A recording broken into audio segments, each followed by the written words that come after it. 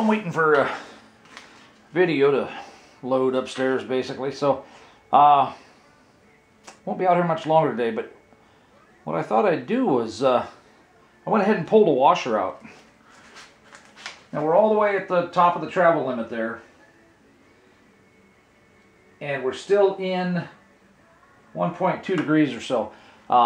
Reason I'm checking this is because, you know, I'd said before that it was 3 something at the top, but it was 1 something in the middle. And so I thought, oh, we pull out, we get it back to 0 at ride height. It should cut that top in half, basically. So let's get that point straight. Let's drop it back down to ride height here.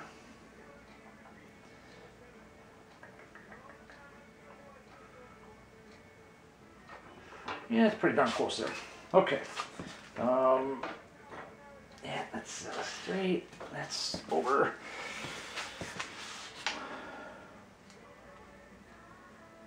Okay, we're leaning out about 1 degree. So, basically, a shim half the thickness of that washer would be what was needed. Let's see here, am I reading this right?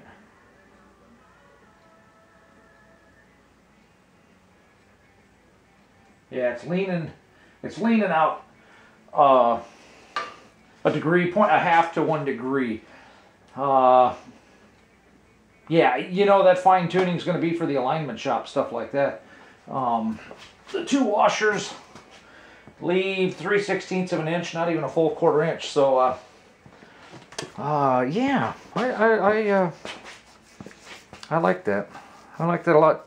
I'm kind of wishing that the 2 vehicles I'm working on were getting lowered, because then I could just build all the arms the same way, except that Terry in Australia needs stock ride height. Oh well, I'll build 2 different kinds. Well, I'm looking at the 2 arms here compared to each other, okay?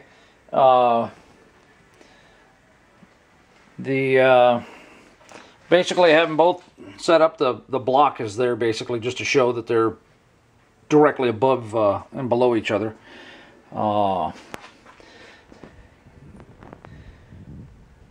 So as you can see, the bottom plate is the stock ride height one, and that was at about 7 degrees caster. But I had the jig set so that I could put it right exactly where the wheel was supposed to be. Okay, and with that lower control arm pushed forward because of the tension control rod issue clearance, you know, 7 degrees is basically where it ended up. The other one, for the lowered one, I just had to kind of eyeball and guess. I didn't. It's set at about 4 degrees. So what I think I might do is, what I'm really hoping to do is create a plate that will fit both of them, okay? And so like here, you know, I'll extend this plate back a little bit to make it closer to this one. I'll make the arms closer to the same length, hopefully the same length basically. And then that way this plate would just simply get a bend put in it in order to become this plate. Now that means that, you know, like, because of the angles and stuff like that, this part of the bracket will have to probably be wider to be this plate. So then that'll have to get ground or modified on a arm like this. What the difference being is, I don't want to hand fabricate all these darn things, and I don't want to have to if I send them in for laser cutting, I want a higher quantity, get a better price kind of thing. So I'm hoping to be able to do that. We'll see if I can pull it off or not. But I think maybe what I might do here is I may make a compromise and move this ball joint location to the right just a hair. Now this is the passenger side, so that would be to the rear. And then for the other plate here, that would be move it forward a little bit toward the front of the vehicle, because that's the driver's side arm. And if I make a compromise right in the middle, both of them should end up right around 5 degrees of caster, 5.5. And that just might be perfect. I don't know if you can see it quite so well with the, yeah, maybe right there at that angle.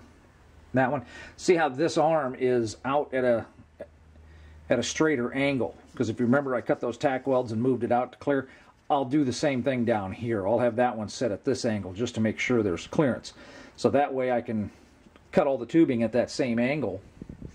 And if you look at this one, that one's at the same angle, so that's cool. So fine tweaking, a little bit of a design challenge here. We'll see how it all works out, but that's it for today.